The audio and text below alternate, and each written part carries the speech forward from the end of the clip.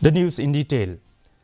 Health Minister Ampreen Lingdok informed that the Meghalaya government plans to make the proposed Shillong Medical College and Hospital operational by September 2026. The state government yesterday reviewed the progress of the much-delayed Shillong and Tura medical colleges and hospitals.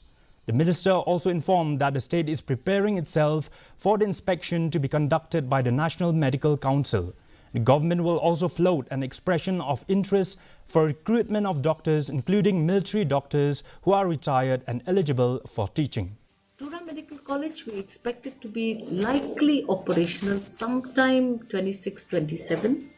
Not able to really give a definitive time frame because it is going to be difficult. We are still working on a lot of the infrastructure institutioning because it is very necessary. If everything goes right, Shillong Medical College should be functional by September of 2026. We are on road.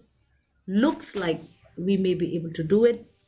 In fact, we've had several consultations with doctors already in the system, and we will have to also open out expression of interest to doctors